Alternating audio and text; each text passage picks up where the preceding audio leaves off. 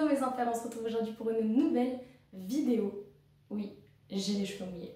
Alors installez-vous bien confortablement et prenez votre jus de grenade parce que ça va être explosif.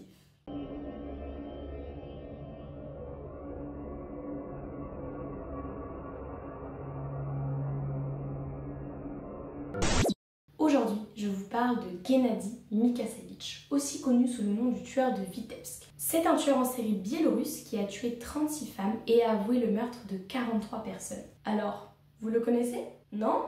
C'est parti! Gennady Mikasevich est né le 7 avril 1947 dans un petit village à côté de Vitebsk. Et en fait, Vitebsk, c'est la capitale administrative de la région la plus au nord du pays, juste à côté de la frontière russe. On sait peu de choses sur son enfance et son adolescence, si ce n'est que c'était un enfant timide et asocial, et c'est un peu souvent le cas pour les tueurs en série. Il était complexé, il avait des difficultés relationnelles avec les autres, et notamment avec, devinez qui, les jeunes filles de son âge. Son père était alcoolique, ce qui n'a pas dû lui faciliter son enfance et son adolescence, et vous allez voir que Mikasevich a très vite suivi l'exemple de son père. En 1971, il intègre l'armée soviétique et il est très vite réformé pour raisons médicales. Il va donc alterner les périodes de dépression et son alcoolisme ne va pas vraiment l'aider. Mais il décide de se reprendre en main et s'inscrit dans un collège technique. Cependant, à la même période, sa petite amie rompt avec lui et il va plutôt mal vivre cette rupture. D'ailleurs, il a même essayé de mettre fin à ses jours en se pendant. À cette période, il est complètement dégoûté de la vie, il n'a pas de perspective d'avenir. Il n'a plus de petite amie, il passe son temps à faire les trajets entre Vitebsk et Polotsk, c'est la ville où vivent ses parents. C'est au cours de ces trajets en bus entre Vitebsk et Polotsk que Mikasevich commet ses 5 premiers meurtres. Le 14 mai 1971, Mikasevich rate son bus. Banal, vous me direz, ça arrive à tout le monde. Sauf que quand Mikasevich rate son bus, il erre dans la ville d'Ekman et de nombreuses idées noires lui viennent en tête. Il croise la route d'une jeune fille et une pulsion meurtrière l'envahit.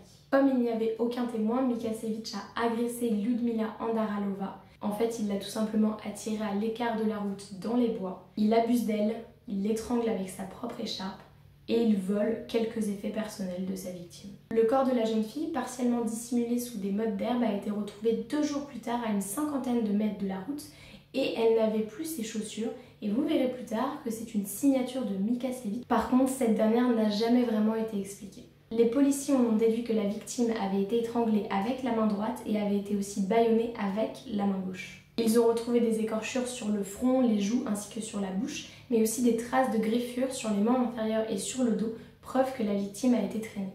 Le médecin légiste a constaté qu'un viol avait été commis car des vêtements avaient été retirés et 14 ans plus tard, Mikasevich a avoué le meurtre, mais pas le viol. Il s'est justifié en disant que c'était son état d'esprit morbide du moment et qu'après, il s'était senti apaisé. Le 29 octobre 1971, Mikasevich repasse à l'acte, mais sa tentative va échouer et cette victime sera la seule survivante et elle va pouvoir livrer son témoignage à la police. Elle le décrit comme jeune, grand et vêtu d'un manteau gris. Son agression a eu lieu dans la périphérie de Vitebsk quand Mikasevich lui a demandé l'heure et au moment où elle allait lui répondre, il lui a tout simplement passé une corde autour du cou. Heureusement pour elle, elle a réagi très vite, elle a eu le temps de mettre une main sous la corde et ainsi d'éviter l'étranglement. Après ça, Mikasevich va lui placer une main sur la bouche afin de l'étouffer et de l'amener au sol. Mais elle, pareil, très bon réflexe, elle lui mord la main. Mikasevich enlève automatiquement sa main et ça va lui permettre de crier. Mikasevich prend la fuite lorsque des passants entendent les cris de la jeune fille. Tout ça s'est passé extrêmement vite, les témoins vont seulement pouvoir donner une description sommaire de l'agresseur, pas de quoi l'identifier. Les policiers ont tout de même pu récupérer la corde que Mikasevich avait laissée sur place et comme ce dernier avait été mordu, ils ont pu analyser son groupe sanguin. Vous imaginez bien que Mikasevich ne va pas s'arrêter là et donc il va tuer et violer une même femme le même jour à Vitebsk. Le corps de cette femme est retrouvé le lendemain dans une forêt d'épicéas à une dizaine de mètres sur la route. Elle était assise et un morceau de tissu était enfoncé dans sa bouche. La cause de la mort est donc l'asphyxie et Mikasevich ne va pas s'arrêter là, il va recommencer quelques mois plus tard en étranglant 2 nouvelles jeunes femmes le 15 avril et le 20 juillet 1972 à Vitebsk. Le 11 avril 1973, il rencontre une femme dans une soirée dansante à Vitebsk. il l'emmène dans un endroit isolé et il l'étrangle en lui saisissant la gorge. Et le pire, c'est que quelques jours plus tard, un homme est arrêté pour ce meurtre, mais pas Mikašević. En juin 1973, Mikašević commence à travailler dans une ferme et donc il s'éloigne de la ville de Vitebsk. Pendant le reste de l'année 1973 et durant toute l'année 1974, il ne commet plus aucun meurtre. Va-t-il arrêter? Eh bien non. Un an plus tard, le 17 mai 1975, il tue sa plus jeune victime près du village de Dui. Il l'étouffe et il la tue avec des ciseaux. En général, ces victimes sont des femmes qu'il viole dans un premier temps et qu'il tue ensuite en les étranglant, soit à main nue ou bien à l'aide d'objets comme un foulard, une corde ou encore la sangle d'un sac. Une fois assassinés, il les volait et il cachait leurs corps dans des endroits isolés en les recouvrant d'herbes, de brindilles, de terre et parfois même l'hiver de neige. En avril 1976, il déménage à Thessalonique et en mai 1976, il se marie et a 2 enfants, un garçon et une fille. Il change également de travail et devient, attention, policier. Ah bah là, c'est la plante parfaite. Marié, 2 enfants, policier. Pendant l'année 1976, malgré qu'il soit marié et policier, il tue 4 personnes. Ensuite, il en tue une en 1978, une autre personne en 1979 et encore une autre personne en 1980.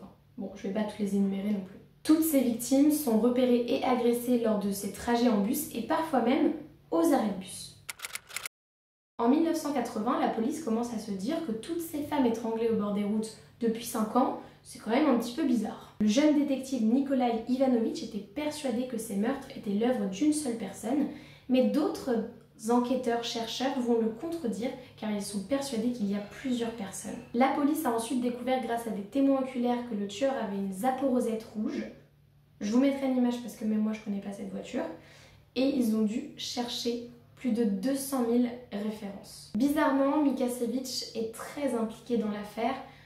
En fait, je dis bizarrement, mais c'est assez compréhensible, comme ça il peut toujours avoir la main sur l'enquête et voir où ils en sont, et pourquoi pas les aiguiller dans la mauvaise direction s'ils se rapprochent un petit peu trop de lui. Surtout qu'à partir de juillet 1981, il a changé de mode opératoire et qu'à présent, il les attirait dans sa voiture, une Zaporozhets rouge, et il les étranglait avec leurs vêtements. En 1982, il a fait 6 victimes, et entre 1983 et 1985, c'était, on peut dire, le pic de son activité, puisqu'il y a eu 12 cadavres qui ont été retrouvés dans les villes de Vitebsk, Poloch et Lepel. Pour vous résumer à quel point c'est n'importe quoi, c'est le policier Mikašević qui est chargé de recharger la voiture du tueur, à savoir sa propre voiture.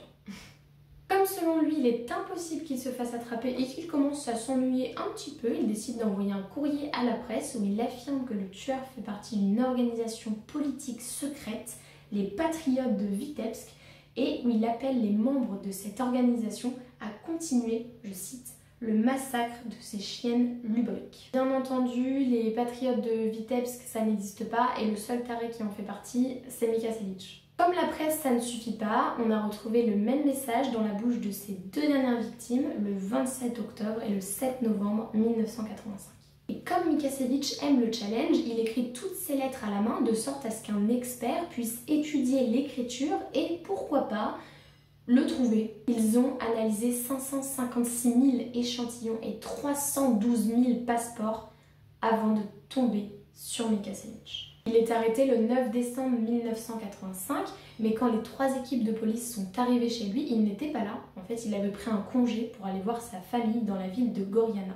Pendant son arrestation, il était impassible et il a même dit à sa femme « Ce fut une erreur et je serai bientôt libéré ». Mikašević, c'est un peu le genre de personne casse-pied puisque pendant le trajet dans la voiture de police, il a demandé à ce qu'on s'arrête 15 fois, ouais 15 fois, pour pouvoir faire pipi. Au début de l'interrogatoire, il nie tout avant d'avouer les 43 meurtres et ensuite il va conduire les policiers sur les lieux où se trouvent les 5 derniers corps qui n'avaient pas été encore découverts. Pendant son procès, il est condamné à 15 années de prison et comme il n'a plus aucun espoir, il essaye de se suicider. Aussi, intéressant à savoir, au fil des années, 14 personnes ont été arrêtées, interrogées et parfois même condamnées pour les meurtres de Mikašević et pour obtenir des aveux, certaines de ces personnes ont été torturées.